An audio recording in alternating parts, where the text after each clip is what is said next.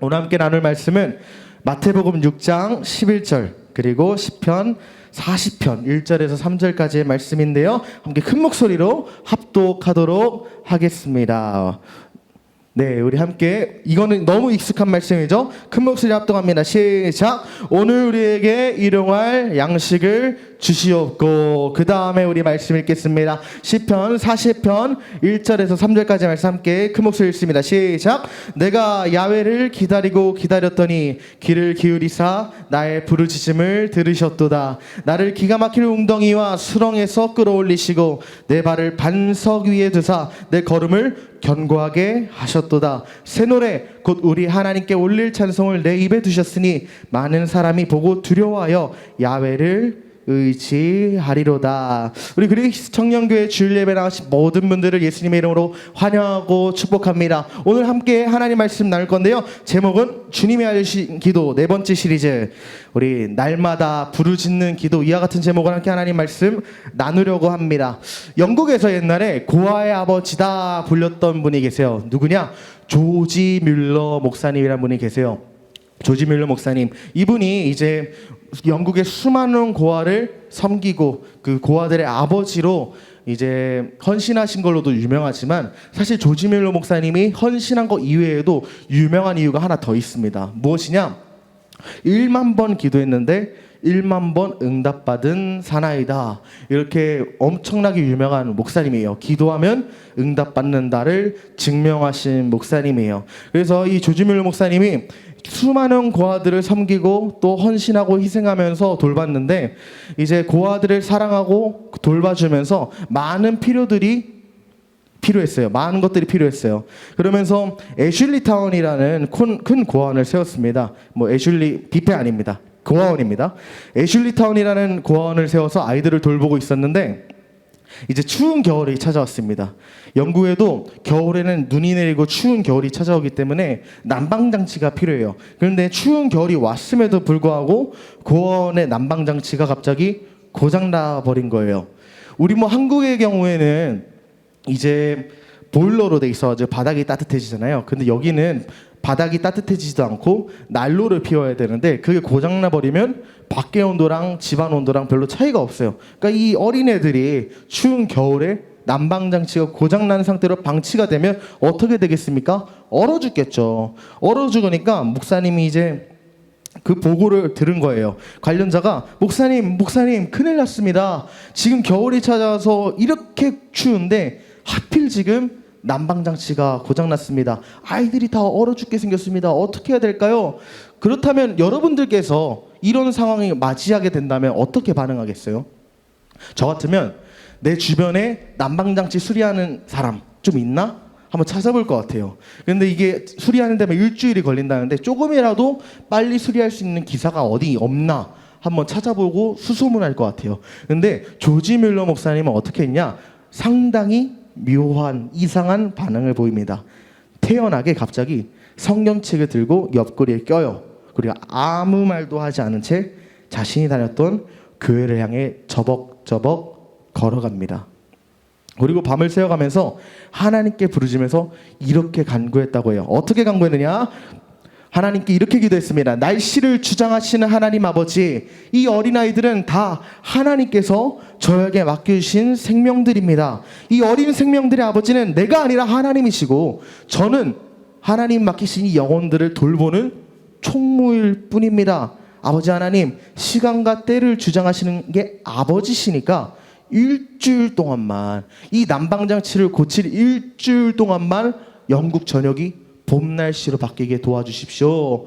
이렇게 기도를 했어요. 근데 조지 뮬러가 이렇게 뜨겁게 부르짖어 간구하는 동안에 엄청난 기적이 일어나기 시작해요. 어떤 기적이 일어나느냐? 갑자기 동풍이 불기 시작한 거예요. 동쪽이 그나마 따뜻한데 동쪽에서 바람이 불기 시작하더니 영국 전역이 한겨울에 봄 날씨가 되고 말았어요. 지금 같은 경우야 기상이변이 많으니까 지금 우리가 동남아보다 뜨겁다고 하더라고요. 어제 제가 일기예보 보니까 어제 우리가 필리핀 마닐라, 베트남 호치민 하노이보다 더 더웠다고 해요. 그러니까 지금이야 기상이변이 많아가지고 날씨가 급격하게 왔다 갔다 하는 게 뭐 어려운 일도 아니고 흔한 일이지만, 그때는 약 100년 전입니다. 기상이변이 흔치 않았던 시절인데 한겨울에 갑자기 봄 날씨가 찾아왔다는 거는 이례적인 일이었어요. 그런데 믿지 않는 사람들은 우연이라고 하겠지만 늘 말하죠. 기도하는 자에게는 필연이라고. 조지 밀러가 기도하니까 영국 전역이 봄 날씨가 된 거예요. 그리고 그 봄 날씨가 된 동안에 난방장치를 고쳤고, 고친 다음 날부터 정상적으로 가동한 그 시점부터 겨울에 세찬 바람이 다시 불기 시작했다고 해요. 이것을 통해 우리가 알 수 있는 게 무엇인가요? 하나님은 기도를 통하여 우리의 필요를 공급하시는구나, 이런 사실을 알 수 있습니다. 오늘 본문에서 오늘 우리에게 일용할 양식을 주소서 이렇게 요청을 하고 있어요. 하나님께서는 기도를 알려주셨습니다. 예수님을 통해서 우리에게 기도를 알려주셨는데, 알려주시면서 삶의 필요를 어떻게 공급받을 수 있는지에 대해서 알려주십니다. 오늘 우리에게 일용할 양식을 주소서, 이렇게 기도하는 거예요. 오늘 우리에게 일용할 양식. 이 일용할 양식이라는 단어에서 일용할이라는 게 약간 어렵잖아요. 일용할이라는 단어, 제가 헬라어 원어를 찾아보니까 한번 읽어보시겠어요? 못 읽으시겠죠? 에피우시온이란 단어예요. 에피우시온. 이 에피우시온이라는 단어가 한글로 일용할이라는 단어가 어려운 것처럼 헬라어에서도 에피우시온이라는 단어가 엄청나게 어려운 단어입니다. 왜 어렵냐면 성경에서 에피우시온이라는 단어가 쓰여진 게 주기도문 말고 하나도 없어요. 그래서 우리가 보통 성경에서 원어를 자국어로 번역할 때 용례 연구라는 걸 해요. 다른 본문에서는 이 단어를 어떻게 해석했느냐, 이거를 참고해서 수많은 그 뜻을 갖고 있는 한 단어의 특정 뜻을 지정을 하는 건데, 성경에서 에피오시론이라는 단어가 주기도문에서밖에 안 쓰였으니까 이거를 어떻게 번역해야 되는가 뜻이 난감한 거예요. 그리고 그나마 당시 시대에 많이 쓰였던 단어고 당시 문학에 많이 등장하는 단어였다면 그것들을 참고해서 번역할 수 있었겠지만, 당대 헬라사에서도 가장 쓰이지 않던 단어 중에 하나가 바로 에피우시온이라는 단어였어요. 그러니까 이제 학자들은 어떻게 번역해야 되는지 2000년 내내 난감해했습니다. 근데 계속 연구를 거듭하면서 최근 들어 에피우시온이라는 단어를 사용한 그리스 서적이 발견이 됐어요. 고대 서적이. 그러면서 최근 연구를 통해서 이 일용할 에피오시온이라는 진짜 본 뜻이 뭔가에 대한 새로운 견해가 나왔는데, 어떤 거냐? 우리가 보통 일용할 양식하면 하나님 오늘 먹을 양식, 그리고 뭐 오늘뿐만 아니라 내일 먹을 양식, 이렇게 우리가 생각할 수 있지만 양식에만 종속되는 게 아니라는 거예요.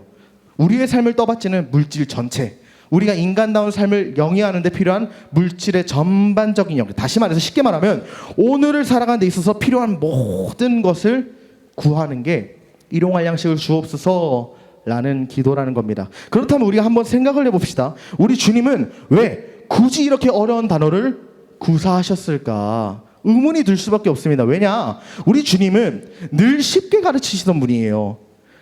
무지하고 배움이 없는 자들이 하나님 나라를 이해할 수 있도록 비유를 하시고 쉬운 말로 가르치시던 주님인데, 당대 헬라 사회에서도 잘 쓰지 않았던 이 특정 단어를 사용하시면서까지 어렵게 제자들에게 기도를 알려주신 이유가 있었을까? 무언가 이유가 있지 않았겠습니까?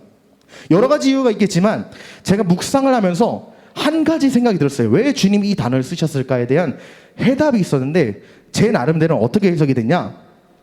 기도의 내용을 강조하기 위함이다. 우리가 말할 때도 평소에 쓰지 않는 단어를 쓰는다면, 평소에 쓰지 않는 어휘를 사용한다면 대부분 어떤 경우입니까? 중요한 자리에서 중요한 정보를 전달할 때 그 의미를 곡해하거나 왜곡하지 않기 위해서 전문적인 단어를 써요. 중요한 자리일수록, 중요한 말일수록 전문적인 단어를 씁니다. 그래서 뭐 논문 발표할 때 얘기 들어보면 관련되지 않은 사람은 전혀 알아들을 수 없을 정도로 전문적인 단어만 나오잖아요. 그 뜻을 곡해하지 않기 위해서란 말이죠.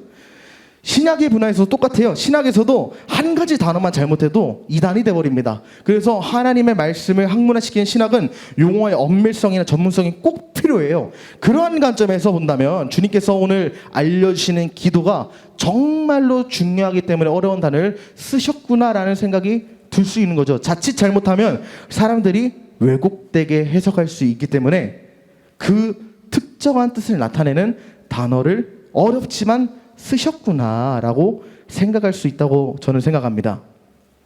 그렇다면 주님께서 엄밀하게 강조하신 이 에피우시온, 우리의 삶을 떠받치는, 우리의 삶에 필요한 모든 것들을 왜 강조하셨을까? 우리가 주기도문 강해를 하면서 오늘의 이르기까지, 오늘 설교까지 총 4번의 설교를 들었습니다. 4번의 말씀을 나눴는데, 오늘 설교를 제외하고 저번 주 설교까지의 그 기도 제목들을 한번 생각해 보자고요. 하늘에 계신 우리 아버지여, 이름이 거룩히 여김을 받으시며 나라가 임하시오며 뜻이 하늘에서 이룬 같이 땅에서 이루어지이다. 모든 기도가 우리를 위한 것이고 모든 기도가 우리에게 응답되는 것이지만, 표면적으로 이 기도 제목들을 봤을 때 나를 위한 기도 제목인가요? 하나님을 위한 기도 제목인가요? 표면적으로 봤을 때는 하나님을 위한 기도 제목이죠. 하나님의 나라가 임하시고 당신의 뜻이 내 삶에 임하시고 당신의 통치가 내 삶에 임하시고 내 뜻이 아니라 당신의 뜻이 내 삶에 이루어지길 원한다, 이렇게 고백하지 않습니까? 주님께서는 기도를 알려주시면서 하나님의 이름을 높이고 그분의 뜻을 구하는 기도가 어떤 기도보다 먼저야 함을 알려주셨는데, 동시에 오늘 본문을 강조하신 까닭이 무엇이냐? 하늘에 계신 하나님을 높이고 그분의 통치와 뜻이 임하도록 너희는 기도해라. 그러나 너희가 잊지 말아야 할 사실이 하나 있어. 하늘에 계신 아버지의 통치, 그분의 뜻을 구하는 것도 정말로 중요하고 그것이 먼저가 되어야 되지만, 잊지 말아야 할 것은 오늘 너희가 살아가기 위해 필요한 모든 것도 동일하게 구해야 한다라고 하나님께서 이 시간 우리에게 말씀하시는 겁니다. 그것을 놓치지 말라고 하시는 거예요. 내가 갈급하여 줄여 있을 때 우리 하나님은 내 갈급한 상태로 그대로 방치하시고 내가 목마른 상태로 말라 죽어가길 원하지 않는다는 거예요. 너가 필요하면 구하라. 하나님께서 이 시간에 우리에게 말씀하신다는 거죠. 당신에게 공급이 필요합니까? 당신의 감정이 됐든 관계가 됐든 재정이 됐든 당신이 인간다운 삶을 살기 위해 채워져야 하는 영역이 있습니까? 이 시간 하나님께서 말씀하십니다. 구하라. 하나님은 구하라 하시는 거예요. 그런데 어떻게 구하라고요? 오늘 우리에게 일용할 양식을 달라고 구해라. 오늘 우리가 살아가는 데 있어서 필요한 것들을 구하라는 거예요. 이것을 통해 우리가 알 수 있는 사실이 있습니다. 기도의 태도 첫 번째로 욕심을 내려놓고 기도해야 한다는 사실이에요. 예수님께서는 우리의 필요를 채우기 원하시고 우리가 구하는 모든 것들을 주시기 원하지만 조건이 있습니다. 오늘 우리에게 일용할 양식을 내가 너희에게 주겠다고 말씀하시는 거예요. 우리가 오늘 차고 넘치고 그냥 내가 과포화 상태로 너의 욕심을 내가 다 채워주겠다, 이런 구하는 기도를 들어주는 게 아니라 오늘 하루를 살아갈 수 있는 양식을 내가 너에게 줄게. 오늘 네가 인간답게 살아가기 위해서 필요한 모든 것들을 내가 허락해 줄게. 근데 그 이상은 아니야. 기도가 욕심을 이루는 수단이 되어서는 안 된다는 거죠. 만약 우리가 기도하고 있는데 아무리 기도해도 응답이 오지 않는다면 우리는 점검해야 됩니다. 내가 기도하는 동기가 어떠한가? 나는 어쩌면 내 유익을 위해 구하고 있진 않은가 살피라는 것이죠. 그래서 이 주기도문의 배치가 상당히 의도적이고 전략적인 거예요.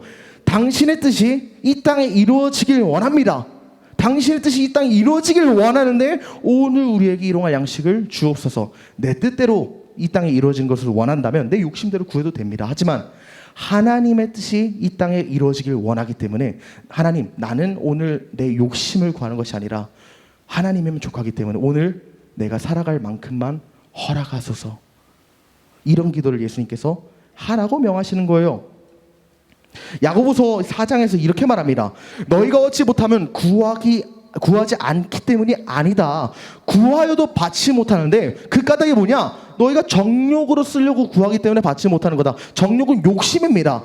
욕심으로 기도하니까 내가 너에게 응답하지 않을 것이라고 하나님께서 말씀하는 겁니다. 그렇다면 왜 우리가 욕심으로 기도할 때 응답이 되지 않을까요? 야고보서 1장에서는 이렇게 말해요.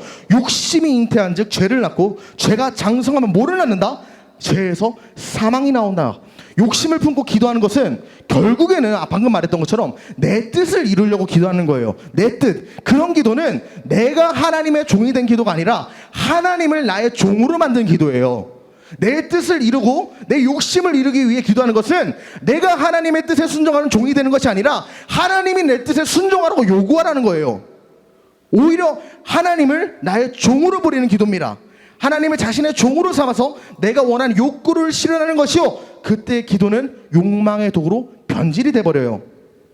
그리고 우리가 욕심을 품는다는 것은 방금 말했던 것처럼 하나님을 온전히 섬기지 않고 오히려 내가 하나님의 자리를 차지한다는 것인데, 이게 무엇입니까? 이게 바로 우상숭배예요. 기도가 내 뜻대로 구할 때 우상숭배가 된다는 겁니다.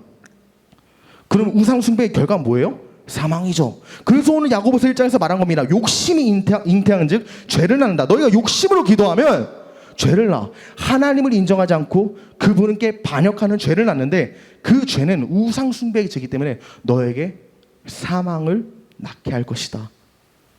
야고보서에서 말하는 겁니다. 그래서 우리 주님께서는 이 시간 우리에게 요구하시는 거예요. 오늘 나에게 살아가는데 필요한 것을 구해라. 너가 오늘 살아가는데 욕심으로 구하지 말고 진짜 필요한 거 구해라. 그렇게 말하는 겁니다. 우리가 기도하는 기도 제목들을 한번 생각해 봅시다. 진짜 필요한 건가? 내가 지금 기도하는 것들이 진짜 필요해서 구하는 건가? 아니면 나를 높이기 위해, 나를 드러내기 위해, 내가 성공하기 위해 기도하고 내가 뽐내기 위해 간구하지는 않았는가 점검해야 된다는 겁니다. 이스라엘 백성들을 보십시오. 이스라엘 백성들이 광야에서 굶어 죽지 않도록 하나님께서는 매일 하늘로부터 만나를 내려주셨어요. 근데 우리가 기억해야 될 것은 이스라엘 백성들에게 만나를 막 폭탄처럼 내려주지 않았다는 거예요. 오늘 하루 먹을 적정한 양만 주셨어요. 그 이스라엘 백성들 중에서 몇몇이 욕심을 부려서 내일 먹을 거, 내일 모레 먹을 거 욕심으로 많이 가져가면 어떻게 되는지 아십니까? 오늘 가져간 만나가 내일 아침에 썩어 있어요. 먹지 못하게 상하게 됐습니다. 이것을 통해서 우리는 알 수 있는 거죠. 아, 하나님은 오늘 나에게 필요한 것을 공급하기 원하시지 내 욕심을 공급하는 분이 아니구나. 하나님은 도깨비 방망이가 아니구나를 알 수 있는 거죠. 하지만 제가 여러분들에게 도전 주고 싶은 것도 있어요. 우리가 어떻게 기도하는데 우리가 욕심인지 아닌지 분별을 원활하게 할 수 있겠습니까? 욕심이 있어도 먼저 기도해 보세요. 그러면 놀라운 변화가 하나 있는데 뭔지 아세요?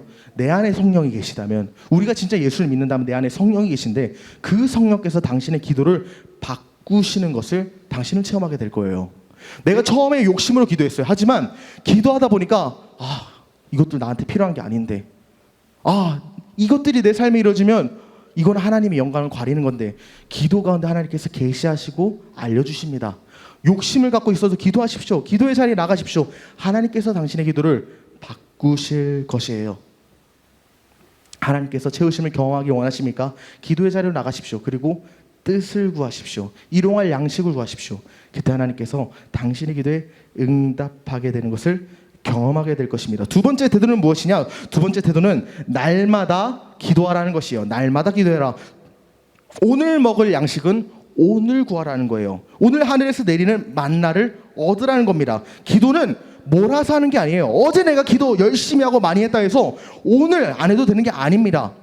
어제 내가 철야하고 어제 내가 밤샘 기도했지만 어제 믿음은 어제 믿음이고 오늘은 오늘의 믿음을 지켜야 돼요. 어제 내가 장성했지만 오늘 내 믿음이 몰락할 수 있다는 거예요. 가장 대표적인 사례가 무엇입니까? 어제까지는 믿음 좋았던 우리 권사님이 오늘 오니까 이단에 빠졌어. 이것처럼 우리는 날마다 믿음을 지켜야 되고 이와 동일하게 날마다 기도를 해야 돼요. 골로새서 4장에서 이렇게 말합니다. 기도를 항상 힘쓰고 기도에 감사함으로 깨어있으라. 우리가 날마다 하나님께서 채우시는 은혜를 경험하기 위해서는 날마다 기도해야 돼요. 어제 기도해서 어제 채우신 것은 어제로 끝납니다. 하나님은 오늘 다시금 당신을 채우시기 원하세요. 그렇다면 당신은 그 문을 활짝 여십시오. 하나님께서 채우실 것이에요. 왜 문을 열지 않으십니까? 우리는 날마다 아침에 햇살을 맞이하기 위해서는 오늘 창문을 열어야 돼요. 어제 창문을 열고 어제 밤에 닫으면 오늘 아침은 소용없습니다. 어제 열었다 해도 오늘 햇빛을 맞이하려면 오늘도 창문을 열어야 돼요. 기도가 동일합니다. 하나님의 은혜, 하나님의 축복을 누리기 위해서는 오늘 다시금 당신의 영혼의 문을 활짝 여십시오. 하나님께서 채우시지 못하는 까닭이 무엇입니까? 내가 평소에 기도 몰아서 열심히 하는데 하나님께서 아시겠지라는 그 마음의 태도가 어쩌면 당신을 속이고 있을 수 있어요. 날마다 기도하십시오. 날마다 채우실 것입니다. 그렇다면 여러분, 우리가 어떤 태도로 무엇을 구해야 하는지 알았습니다. 여기서 한 발자국 더 나아가서 생각해 보자고요. 우리는 특정한 때에 기도를 할 겁니다. 어느 때에 기도하나요? 오늘 질문이죠. 급할 때 기도해요. 위기가 내게 닥쳐올 때 기도합니다. 저도 교역자지만 참 이게 기도가 깊어지는 순간이 언제냐? 평안하다 평안하다 평안하다 할 때는 기도가 잘 안 돼요. 이게 죄인이에요. 우리는 모두 다 죄인입니다. 그래서 내가 지금 평안하고 배부르잖아요. 기도가 제대로 되지 않아요. 근데 내가 지금 위급 상황이 오잖아요. 내 지금 마음이 무너졌잖아요. 내 상황이 무너졌잖아요. 그때 기도가 시작되는 거예요. 어쩌면 하나님께서 욥기에 보면 마귀에게 인간을 시험하실 것을 허락하시고 그 마귀가 이 땅에 내려와서 욥을 시험하지 않습니까? 어쩌면 하나님께서 사단 마귀에게 인간을 흔들 것을 허락하시는 까닭이 무엇일까 생각해 보면 내가 기도하지 않았는가라는 생각이 든다는 거죠. 내가 오죽 기도하지 않았으면 하나님께서 그것을 허락하셨을까? 기도할 상황을 만드신다는 겁니다. 위급 상황 때 우리는 하나님께 청한다는 거예요. 많은 사람들이 기도하는 때는 다 다양하지만 어느 종교를 막론하고 위급 상황, 내가 급할 때 신을 찾아요. 근데 우리가 한번 생각을 해보자고요. 오늘 우리가 읽은 시편 40편에 다윗도 동일했어요. 다윗도 평안할 때는 하나님을 잘 찾지 않았어요. 그래가지고 뭐 찾을 때도 있었겠지만 안 찾을 때 어땠어요? 평안하다 하니까 이제 우리아의 아내 밧세바를 취해가지고 이제 오늘날로 말하면 간통이죠. 간통죄도 범하고 여러 가지 뭐 죄를 범했단 말입니다.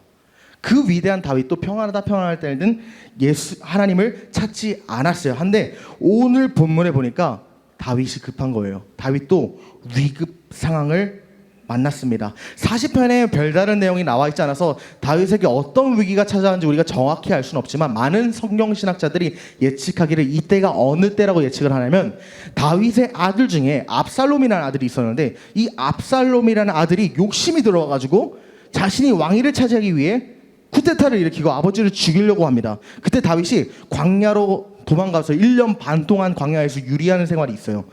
많은 성경신학자들이 이 시편 40편이 써진 때가 아마도 그때일 거라고 추측을 해요. 엄청난 위기인 거죠. 자기가 믿었던 사랑하는 아들이 자기를 죽이려고 쫓아오고 자기는 쫓기는 인생이 된 상황입니다. 다윗은 이런 자신의 상황을 뭐라고 표현하느냐? 기가 막히는 웅덩이와 수렁에 내 인생이 빠졌다. 웅덩이와 수렁이가 어떻습니까? 늪에 빠지면 내가 혼자 나올 수 없잖아요. 내가 흔들면 흔들수록 더 깊게 들어가잖아요. 그런 거랑 똑같이 웅덩이와 수렁에 빠지면 내 힘으로 혼자 못 나옵니다. 근데 우리 인생도 동일하지 않습니까? 사랑할 여러분, 우리 인생은 날마다 웅덩이와 수렁에 빠져요. 내 힘으로 어쩔 수 없는 힘만 빠지는 그런 고난의 상황들이 내 인생에 찾아온다는 거예요. 두려움과 공포가 없는 순간이 없습니다. 그런 면에서 고대 로마의 정치인이었던 플리니우스라는 사람이 고통에는 한계가 있으나 공포에는 한계가 없다고 말한 것은 참이요 진리입니다. 고통에는 한계가 있어요. 어느 정도 고통에 다다르면 그만이에요. 하지만 공포는 끝없이 내게 찾아와요. 특정 상황에 대한 공포는 내 상황을 억누르고 내 심리를 억누르고 내 마음을 무너뜨리는데 한도 끝도 없이 무너뜨려요. 이것은 우리의 삶을 증명하고 있지 않습니까?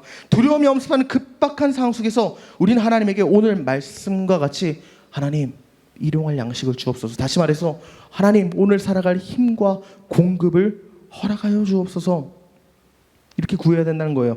다윗은 그것을 어떤 방식으로 기도했냐, 일용할 양식을 달라고 어떻게 기도를 했냐, 그것이 바로 기도의 태도 세 번째입니다. 오늘 설교의 제목이 뭔가요? 날마다 부르짖는 기도죠. 그것이 기도의 태도 세 번째입니다.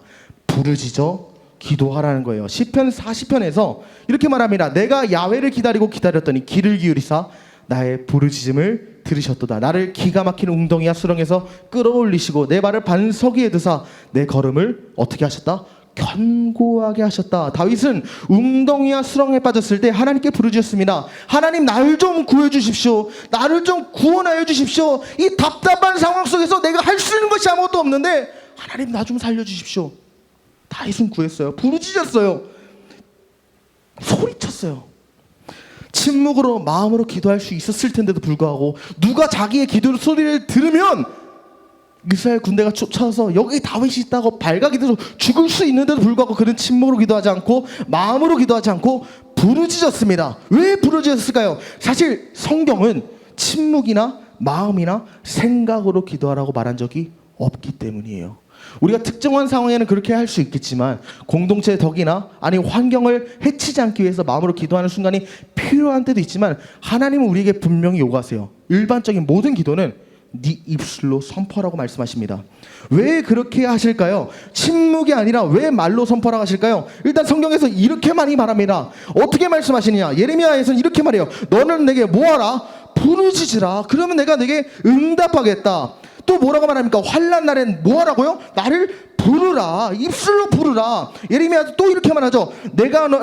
너희는 내게 부르짖으라. 그리고 오늘 본문도 뭐라고 말합니까? 야훼께서 내 부르짖음을 들으셨다. 시편 116편 이렇게 말하죠. 야훼께서 내 음성과 내 간구를 뭐 하셨다? 들으시고 기울이셨다. 하나님은 내가 부르짖는 것을 들으신다는 거예요. 우리는 부르짖어 기도해야 돼요. 입술로 선포해야 됩니다. 작은 말도 괜찮지만 무조건 말로 기도해야 돼요. 왜 소리내서 기도해야 되는가? 하나님은 내가 말하지 않아도, 내가 부르짖지 않아도 내 마음을 전지전능하시기 때문에 아시는데도 불구하고 왜 나에게 입술로 기도하라고 요구하실까요? 이것은 사실 사람과의 관계랑 똑같습니다. 우리가 사랑하는 사람과 대화했을 때 어떻게 대화하나요? 그냥 침묵으로 텔레파시 하나요? 아니죠. 인격적인 교제는 인격적인 대화가 있을 때만 가능합니다. 하나님은 그것을 요구하시는 거예요.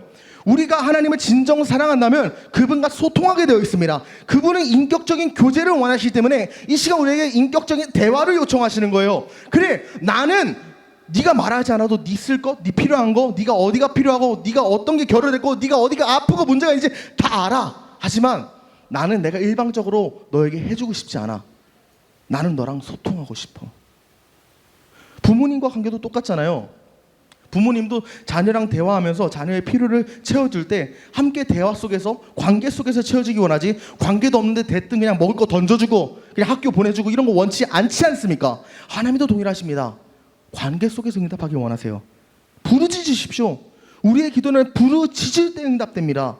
성경에서 그 어떤 부분에서도 침묵으로 기도하라고 요구한 적이 없어요. 그런 면에서 요즘 기독교 내에서 이런 기도가 유행해요. 관상 기도라는 게 많이 유행하고 있어요. 동양에 있는 명상, 사상, 샤머니즘 요소를 기독교에 갖고 온 건데 이거는 이단적입니다. 침묵 속에서 기도하면 내면의 빛에 어떤 진리가 깨달아진다는 그런 주장으로 관상 기도를 하는데 상당히 이단적이에요. 왜냐? 기도는 주문이 아닙니다. 기도는 어떤 신비적인 체험이 아닙니다. 기도는 하나님과 대화예요. 근데 이 관상기도라는 것은 대화가 아니라 내 내면하고 그냥 소통하는 거예요. 하나님과의 소통이 아니에요. 부르짖어 기도하십시오. 그때 하나님께서 당신에게 응답하실 것입니다. 그러나 제가 이렇게 말하면 많은 청년들이 이런 고민을 저에게 말을 해요. 전사님, 저도 기도하고 싶어요. 그런데 어떻게 기도해야 될지 모르겠어요. 이런 질문을 하신 분들에게 제가 꼭 드리고 싶은 말씀이 있어요. 어떻게 기도해야 되는지 몰라도 괜찮다는 거예요. 우리가 사랑하는 사람과 대화할 때 대화하기 전에 어떻게 얘기할지 외우고 리스트업하고 조사해서 막 논문 발표하듯이 말합니까? 전혀 그렇지 않죠. 모든 사랑하는 사람과의 대화는 이름을 부르는 것부터 시작하고 이름을 부르면서 자연스러운 대화 주제가 바뀌고 그 속에서 그냥 마음을 나누면서 대화를 하는 거예요. 누구도 어떤 대화를 해야겠다 그냥 조사하고 계획하고 그대로 대화하는 사람 아무도 없어요. 하나님과는 왜 그렇게 하나님과 대화는 왜 그렇게 대화하려고 하십니까? 우리가 사랑하는 사람과 그냥 계획 없이 사랑으로 대화하는 것처럼 하나님과 기도도 동일해요. 여러분 할 말 없어도 그냥 하나님 아버지만 부르세요. 하나님, 내가 주님께 왔습니다. 이것만 외치면 큰 신비가 일어나는 게 무엇인지 아십니까? 내가 기도할 말 없었지만 하나님 아버지, 하나님 부르는 순간에 그분의 임재가 내 기도 가운데 임하세요. 그래서 그분의 마음이 어떤 것인지 내 마음이 또 하나님께 어떻게 전달되는지가 느껴져요. 말하지 않아도 됩니다. 하나님만 부르세요. 그때 하나님이 당신에게 응답하세요. 왜 그렇습니까? 우리가 집에서 엄마 하고 부르면 엄마가 그만 불러라 바쁘다 이런 경우도 있지만 어디서 떨어져가지고 아! 소리 지르면 엄마 달려와요. 이놈이 어디 다치지 않았나 하고 막 달려와요. 하나님도 동일해요. 하나님 앞에서 고통 속에 신음해서 아무 말 하지 않아도 주여 부르는 순간에 이놈이 어디가 지금 문제가 있구나, 이놈이 지금 어디가 아프구나, 하나님은 그것을 캐치하시고 응답하기 위해 우리에게 찾아오십니다. 기도할 말이 없어도 하나님만 부르십시오.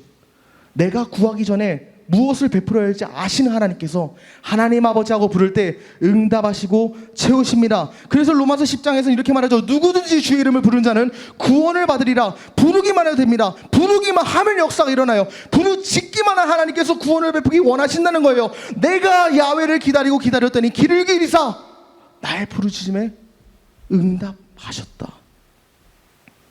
우리가 부르짖으면 주님은 응답하십니다. 여기서 기도의 태도 네 번째가 나옵니다. 무엇이냐? 인내하며 기도하라는 거예요. 내가 야훼를 기다리고 기다렸더니. 다윗은 구하는 자에게 요구되는 태도를 기다림이라고 말해요. 기도는 우리가 기다릴 수 있는 믿음의 성숙함을 요구합니다. 또 기도의 자리에서는 나와 하나님만 있기 때문에 하나님을 독대하는 은밀한 자리이기 때문에 고독을 요구해요. 외로움 속에서 인내하며 계속 부르짖으라고 요구한다는 거예요. 어떻게 고난 속에서 고독을 견디면서 인내할 수 있을까요? 다윗을 보면 그 비밀을 알 수 있습니다. 시편 39편, 오늘 본문 딱 전편인데 여기 다윗이 이렇게 말해요. 주여 이제 내가 무엇을 바라리요? 나의 소망은 주께 있나이다. 이 다윗이 반란을 일으킨 압살롬의 위협과 공격 속에서 하나님, 나는 연약한 자입니다. 하나님 없으면 살 수 없는 존재입니다. 그러므로 세상에 내가 무엇을 바라고 무엇을 소망하겠습니까? 주님만이 나의 소망입니다. 내 아들도 반란을 일으켜서 믿을 구석 하나도 없는 나지만 하나님은 나를 배신하지 않으시죠. 그 하나님을 믿는 믿음, 그 믿음 안에서 다윗은 인내할 수 있다는 거예요. 우리의 기도는 우리의 존재가 어떤 존재인지를 인식하고 또 하나님이 어떤 분인지를 알 때 인내할 수 있게 됩니다. 다시 말해서 그리스도인이 나는 연약하고 미련하기 때문에 하나님 없으면 안 됩니다. 하나님 없으면 못 삽니다. 그래서 하나님 안에 나의 소망 되시고 그 하나님이 나의 유일한 능력 되십니다. 그 인식이 내 기도를 인내하게 만든다는 거예요. 그 하나님께서 내게 좋은 일을 계획하시고 지금도 나와 함께 하신다는 믿음으로 기도할 수 있다는 것입니다. 그 믿음이 고독 속에 몸부림치는 나의 외로운 심령에 생기를 부어줍니다. 누구도 내 곁에 있지 않은 그 순간 속에 하나님은 나의 편이시구나, 나와 영원히 함께 하시는구나, 그 믿음 속에서 평강과 화평이 내 삶 가운데 충만하게 만나는 거예요. 하나님이 누구신지 날마다 알아가십시오. 그 알아감이 당신의 기도를 지속하게 만듭니다.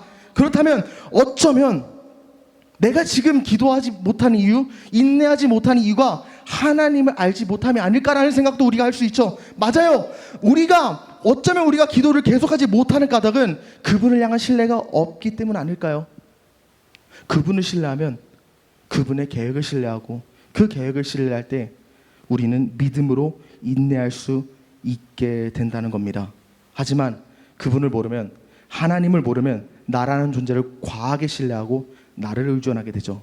그래서 쫓기는 삶을 사는 거예요. 하나님 알아가십시오. 그때 당신의 기도가 승리하게 돼요. 우리 다음으로 기도의 태도 다섯 번째는 무엇이냐? 절제하며 기도하라는 거예요. 하나님이 일하실 때까지 구하는 태도가 중요합니다. 그런데 우리가 기도하다 보면 한 가지 일이 일어나요. 구하다 보면 내가 뭐라도 할 수 있을 것 같은 순간순간이 찾아와요. 근데 그때 우리가 조심해야 돼요. 그때 나의 방법을 제한시키십시오. 나의 방법, 나의 행위를 절제하십시오. 왜 그러냐? 제가 이렇게 말하면 이런 의문이 드는 분이 분명히 있을 겁니다. 아니, 전도사님이 매번 설교할 때마다 믿음을 행해야 된다고 말했고 최선을 다해 사는 것이 믿음의 삶이다라고 말을 했는데도 불구하고 왜 지금 갑자기 말이 바뀌는 거야? 왜 갑자기 행하지 말라는 거야? 절제하라는 거야? 저거 사자 아니야? 이렇게 생각하는 분이 있어요. 아, 사자 맞죠? 전도사인데. 네, 전도사입니다. 그런데 이런 생각을 갖고 계시는 분에게 제가 말하고 싶어요. 아니요, 그렇지 않아요. 행하지 말라는 것이 아니에요. 기도 가운데 내가 할 수 있는 모든 행동을 하기에 앞서서 하나님의 뜻을 먼저 구하라는 겁니다. 왜 그렇습니까? 우리는 기가 막힌 웅덩이와 수렁에 빠졌습니다. 웅덩이와 수렁에서 빠져나오기 위해서 날마다 몸부림치고 허우적거리죠. 그런데 허우적거릴수록 어떤 일이 일어나요? 웅덩이와 수렁에 더 깊이 빠져요. 내 힘으로 할 수 없다는 것을 느낄 뿐이지 내가 발버둥 칠수록 웅덩이와 수렁이 깊이 늪속에 빠져들어가요. 좌절만 맛봐요. 물에 빠졌을 때 소방관이 먼저 요구하는 것이 무엇입니까? 침착하십시오. 몸에 힘을 빼십시오. 움직이지 마세요. 저희가 구하겠습니다. 이렇게 말하잖아요. 우리의 삶이 지금 기가 막힌 웅덩이에 빠졌습니까? 기가 막히는 수렁에 빠졌습니까? 내 인생이 수렁에 걸려버렸습니까? 아무리 발버둥치며 하나님을 찾아도 어떤 일이 일어나지 않습니까? 내가 부르짖어도 하나님의 구원을 체험하지 못하는 까닭은 어쩌면 침착하세요. 몸에 힘을 빼세요. 가만히 있으세요. 저희가 구하겠습니다 외쳤던 소방관의 말처럼 너무 내가 힘주고 살지 않았나? 하나님은 나에게 지금 웅덩이와 수렁에서 건지실 의지가 있으시지만 내가 너무 웅덩이와 수렁에서 허우적거리기 때문에 그분의 개입을 내가 막고 있지는 않았는가 생각해야 된다는 거예요. 웅덩이와 수렁의 문제가 우리의 삶에 날마다 찾아옵니다. 하지만 우리가 그것에서 빠져나오기 위해 행동하기 이전에 기도하십시오. 하나님, 나 할 수 없는 거 인정할게요. 도와주십시오. 나의 행동, 나의 판단, 나의 지혜를 절제하고 그분께 맡기십시오. 그때 하나님께서 당신에게 구원을 펼치실 것이에요. 웅덩이와 수렁에 빠진 우리의 할 일은 그곳에서 빠져나가기 위해 발버둥 치는 것이 우리의 일이 아닙니다. 웅덩이와 수렁에 빠진 인생이 할 일은 하나님께 손을 뻗는 것이 유일한 일이에요. 나를 건지실 분을 의지하는 것이 유일한 힘입니다. 내 힘으로 할 수 없다는 것을 인정하십시오. 그때 하나님의 구원이 시작된다는 거예요. 우리 시편 116편을 보면 이렇게 말합니다. 내가 야훼 이름으로 기도하기를 야훼여 주께 구하오니 내 영혼을 건지소서. 야훼는 은혜로우시며 의로우시며 우리 하나님은 긍휼이 많으시도다. 야훼께서는 순진한 자를 지키십니다. 내가 어려울 때 나를 구원하셨도다. 하나님께서 수렁에 빠진 우리의 영혼을 건지시고 지키시는데 6절을 보면 누구를 지키신다고요? 순진한 자, 순진한 마음을 가진 자를 지킨다고 오늘 말씀하십니다.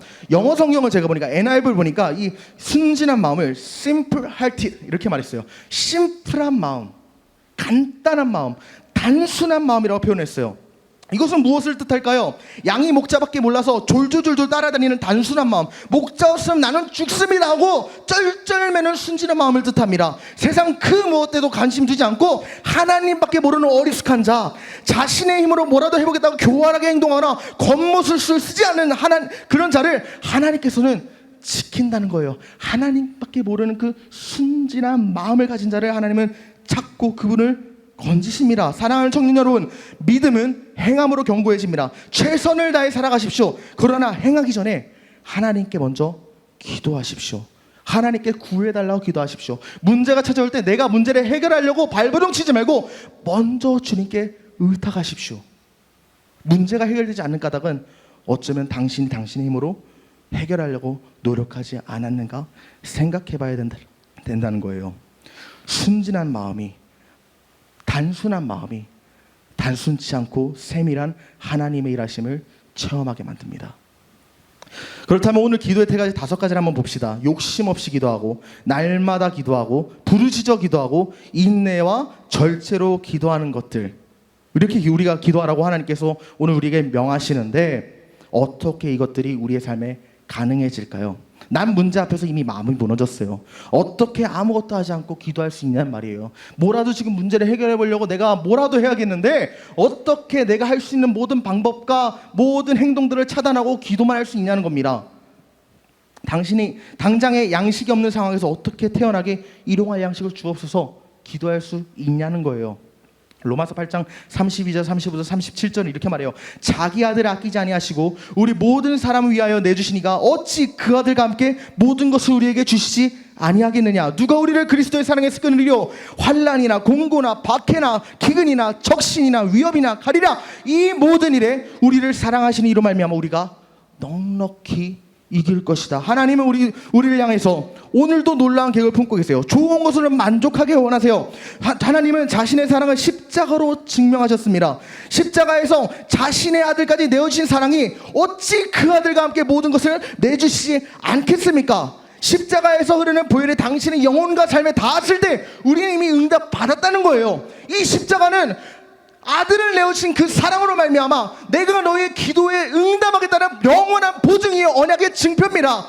내가 기도하는데도 불구하고 마음이 흔들립니까? 내가 지금 기도하는데도 불구하고 마음이 흔들리고 마음이 어렵습니까? 응답되지 않는 것 같아서 인내하기 어렵습니다. 그때 날마다 십자가 앞에 나가십시오. 그 십자가가 당신을 인내하게 합니다. 그 십자가 나의 욕심을 버려버립니다. 그 십자가가 날마다 절제와 부르짖음을 허락하게 만듭니다. 아들을 내주시니가 우리에게 어찌 그 모든 것을 내주지 않겠냐. 이 말이, 이 복음이 우리의 기도를 승리로 인도하는 거며, 고난에 지친 당신은 십자가를 바라보며 기도하십시오. 아들을 내어신, 자신의 전부를 내어신 하나님 아버지께서 당신에게 모든 것을 주기로 작정하셨습니다. 요한일서에서 그를 향하여 우리가 가진 바 담대함이 이것이다. 그의 뜻대로 무엇을 구하면 들으심이라. 우리가 무엇이든지 구하는 바를 들으시는 줄을 안즉 우리가 그에게 구한 그것을 얻은 줄을 또한 아느니라. 좋은 것으로 내 소원을 만족하게 하사 내 청춘을 독수리같이 새롭게 하시는도다. 십자가를 의지할 때, 그리고 그 의지 가운데 기도할 때 당신 하나님 예배하신 응답을 체험하게 될 것입니다. 그리고 그 응답을 체험할 때 어떤 역사가 일어나는가? 오늘 본문 3절이죠. 새 노래 곧 우리 하나님께 올릴 찬송을 내 입에 두셨으니 많은 사람이 보고 두려워하며 야훼를 의지하리로다. 우리가 저번에 두 번째 시간에 나눴던 이름이 거룩히 여김을 받는 삶이 이렇게 펼쳐지는 거예요. 이름이 거룩히 여김을 받는 것은 뭐라고 말했죠? 하나님께서 너에게 구원을 베푸실 것이라는 의미였죠. 주께서 우리에게 구원을 베푸심으로 말미암아 이름이 거룩히 여김을 받으실 거라는 겁니다. 날마다 우리를 기가 막힐 웅덩이와 수렁에서 건지사 일용할 은혜를 베푸실 하나님을 찬양하십시오. 말씀을 맺겠습니다. 오늘 우리에게 일용할 양식을 달라는 기도는 단순히 먹을 빵에 종속된 기도가 아니라 오늘을 살아가는 데 있어서 필요한 모든 것을 하나님께서는 공급하길 원하신다는 기도예요. 우리는 이 땅에서 하나님이 주시는 공급을 통해 살아가야 됩니다. 그리고 그 공급은 내 삶에 기도를 통해서 임하게 됩니다. 그렇다면 어떻게 기도해야 공급이 내 삶에 임하는가? 욕심 없이 기도하고, 날마다 기도하고, 부르짖어 기도하고, 인내로 기도하고, 절제로 기도해라. 그리고 이것을 가능하게 하는 것은 오늘이 십자가다. 십자가를 통해 자신의 사랑을 증명하신 하나님, 자신의 아들까지 내어신 하나님이 내게 주시지 못할 것은 더 이상 없어요. 자신이 갖고 있는 가장 귀한 것까지 주신 하나님께서 그것보다 미천한 것들은 모두 다 주시기로 허락하였기 때문에 그 십자가 보혈 복음 앞에서 우리는 받지 못할 것이 없습니다. 하나님을 믿으십시오. 그 신뢰가 당신을 채울 것입니다. 하나님을 믿고 신뢰하기로 결단하여 날마다 넘치는 공급을 받는 저와 여러분이 되기를 주님의 이름으로 축복합니다.